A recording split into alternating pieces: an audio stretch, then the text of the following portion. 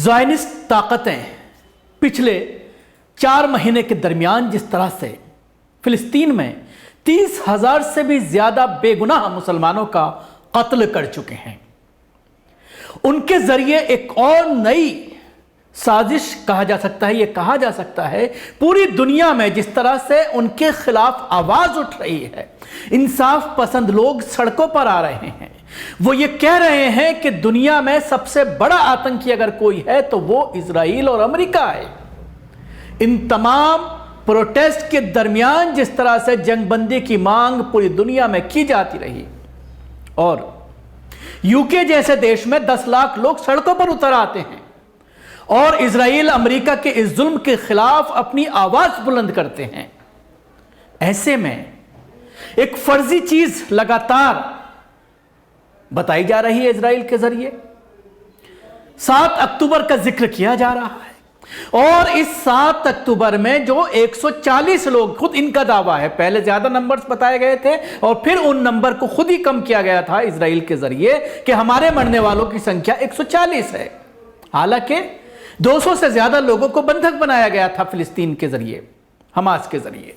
लेकिन एक बार फिर इस 7 अक्टूबर का जिक्र करते हुए बड़े बड़े विज्ञापन दिए गए हैं। अमेरिका के अखबारात में फुल पेज का यह विज्ञापन आप देख सकते हैं टीवी स्क्रीन पर, इजराइल के जरिए दिया गया है और इस विज्ञापन के जरिए अपने आप को मजलूम बताने की कोशिश, नाकाम कोशिश की जा रही है, क्योंकि पूरी दुनिया अब यह जान चुकी है कि जिस तरह से कई देशों को इन्होंने खंडहर बना दिया, तो अपने आप को पीड़ित बचाने के लिए इजराइल के जरिए यह पूरी एक नई रणनीति रची गई है। उस रणनीति के तहत फुल पेज के विज्ञापन अमेरिका के अखबारात में, बड़े बड़े अखबारात में दिए गए हैं और उसके बाद कुछ और भी रणनीति बनाई गई है। आइए मैं आपको बताने की कोशिश करता हूं कि किस तरह की इनकी प्लानिंग है, दुनिया को यह बताने की कि हम मजलूम हैं, हमारे ऊपर जुल्म किया गया। 7 अक्टूबर के वाकये को लेकर के कुछ फर्जी कहानियां इनके जरिए बताई गई हैं और उन कहानियों में कुछ चश्मदीदों को भी लाया गया है, फर्जी चश्मदीदों को, और हमास के लोगों के जरिए महिलाओं की आबरू लूटने का भी जिक्र किया जा रहा है और उसके लिए अब पूरी दुनिया में जाया जाएगा इनके जरिए, एम्बेसीज के जरिए, और पूरी दुनिया में जाकर के ये बताएंगे, क्योंकि पूरी दुनिया अब ये जान चुकी है कि अगर दुनिया में कोई सबसे बड़ा शैतान है तो ये ज़ायनिस्ट ताकतें हैं, जिसमें न सिर्फ इजराइल बल्कि यूरोपियन कंट्रीज के साथ साथ अमेरिका भी पूरी तरह से इनकी एक शैतानी खेल में शामिल हैं। और पूरी दुनिया अब ये जान चुकी है जिस तरह से मुसलमानों के ऊपर आतंकवादी होने के आरोप लगाए जाते हैं, इल्जामात लगा करके पूरे देश को तबाह किया जाता है और फिर जो है अपने जरिए, उनके जरिए बम बरसाए जाते हैं और फिर अपने ही लोगों को वहां पर बिठा करके पूरी नौटंकी रची जाती है और फिर यह कहा जाता है कि अब लोकतंत्र बहाल हो गया। उससे पहले जो कुछ हो रहा था वो शैतानियत थी, लेकिन उसके बाद किस तरह की हरकतें इनकी जो कठपुतली हुकूमतें हैं उनके जरिए की जाती हैं, किस तरह से पूरे ग्रुप्स को फांसी पर लटकाया जाता है, उस वक्त कोई आवाज नहीं उठाता,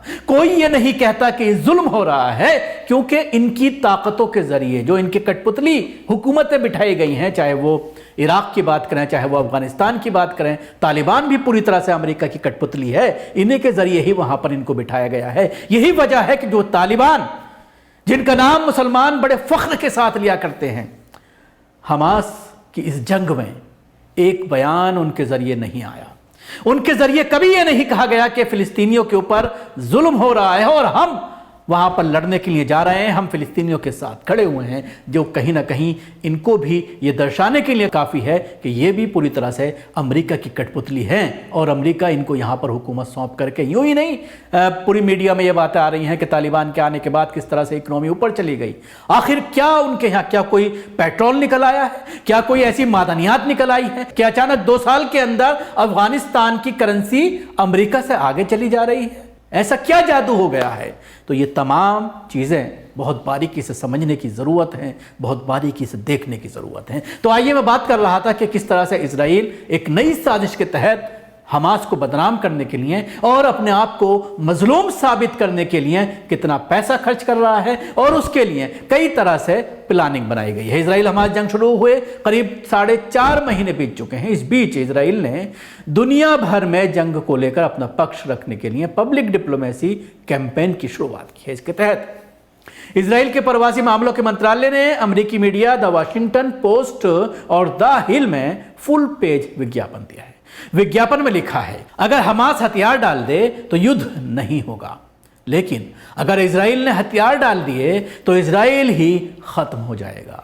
इसके अलावा इस ऐड में हमास की स्थापना के वक्त उसके चार्टर के आर्टिकल 7 से भी एक कोटेशन लिखा गया है।